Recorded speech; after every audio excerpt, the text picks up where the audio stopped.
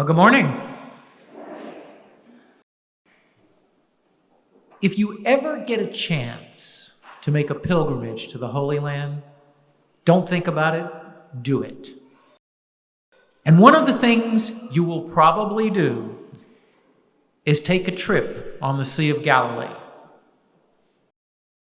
They'll fill the boat up with pilgrims, your group, everybody will get a life jacket, and the guide will tell you how the sea is normally completely calm, like glass. That's how it was when we sailed it. But then he'll point to a mountain, and he'll say, but sometimes the wind comes across that mountain, and the calm Sea of Galilee suddenly becomes violent with storm. The storms don't last long, but they are very dangerous, and the fishermen there have always had a great respect for those storms. In our reading today, the gospel, there's two lessons buried in there. One is related to the real identity of Jesus, and the other points to our community of believers, the church. In today's gospel, Jesus tells his disciples to cross over in a boat to the opposite shore of the Sea of Galilee. They all get in the boat, and we're told there were some other boats that joined them. The gospel also says, and this is important, that Jesus left the crowd behind. The crowds frequently gathered around him, but they weren't really his followers yet. They wanted to listen to him. They wanted to see his miracles. Some of them were potential followers. They are never really with him yet. And so we have to ask ourselves the question, to which group do we belong? Are we that inner circle committed to being with Jesus? Or are we a hanger-on, hoping to, have some low-hanging fruit and see something really good? And as the disciples made their way across the sea, that storm suddenly blew up, the one the guide will always predict. And the disciples, knowing very well how dangerous the Sea of Galilee could be, were afraid, and they were convinced their boat would sink. But through it all, Jesus is sound asleep in the back of the boat. And in a panic, they wake him up. "Teacher, do you not care that we are perishing?" Jesus wakes, rebukes the wind, and speaks to the sea. "Quiet, be calm." Then it was the disciples' turn to be scolded. "Why are you so frightened? How is it that you have no faith?"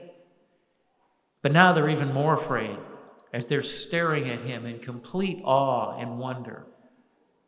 Who is this whom even the wind and the sea obey?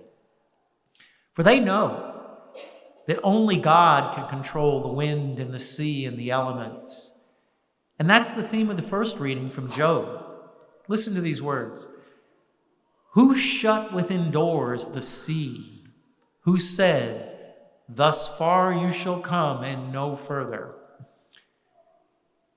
We have here the awe of the ancients before the power of the sea, an acknowledgement that God is creator and Lord of the wind and the sea.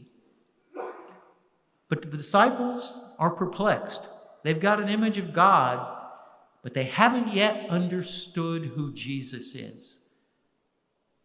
But there's only one possible explanation. He has the power and nature of God, and that does terrify them as the mystery of Jesus is unfolding through Mark's gospel. But the gospel also has a different message in it, a different teaching. You can kind of see it as an allegory of the church itself, especially the early church, but even our church today. We can see the boat. Often here and in other parts of the gospel, boats bouncing around the waters symbolize the early church. There were a number of boats. symbolically representing all the small church communities that would grow. Each community has to deal with its own problems in its own way. In one boat, the disciples and Jesus are sitting out on the ocean together, and the water around them can represent the rest of the world. The church was small and fragile. It was open to persecution. It suffered greatly. Storms break out, and the church is threatened. And in such confusing and frightening situations, these small church communities must have wondered, where is Jesus? Why isn't he awake and protecting us? But nevertheless, their communities survived. They continued to exist. And they slowly began to realize that Jesus was still with them. And they began to experience that inner peace that allowed their communities to grow. Because the world around them was still the same. The world didn't change. They changed. The churches changed. People changed. People regained their confidence and their trust that Jesus would care for them. Our gospel today presents that battle between faith and feelings, between trust and sight. When Jesus said, "Let us cross to the other side," he clearly had no intention that they weren't going to make it there. They didn't believe him. They didn't trust him. Panic set in, and the disciples forgot their faith. And that's where we kind of enter the story. We hear God's promises, and then we experience the storms of life. Fear, panic, disbelief can set in when we're afraid. We listen, we try to solve our own problems instead of focusing on the Lord's promises. We think we can do it ourselves. I expect all of us have been really afraid of something at some time in our lives, something that just caused us to completely lose control.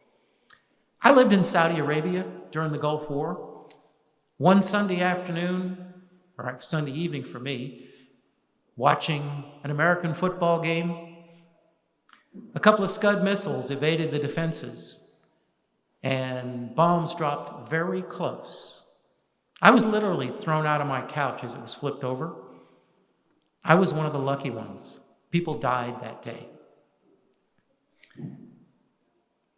But I still know, and I remember, that what I didn't do, I grabbed my gas mask and I ran for the basement. But what I didn't do is I didn't stop and thank God for protecting me. Why is it we have so much trouble? We all believe in God. That's why we're here. But we have trouble believing that God will take care of us, will help us through our trials. And that's the final message from today's readings. In our own life circumstances, it's a reminder that we can be spared by fear if we truly trust in God.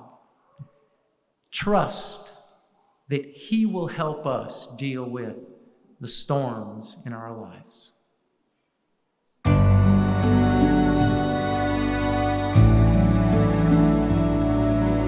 Please like, subscribe, or comment below.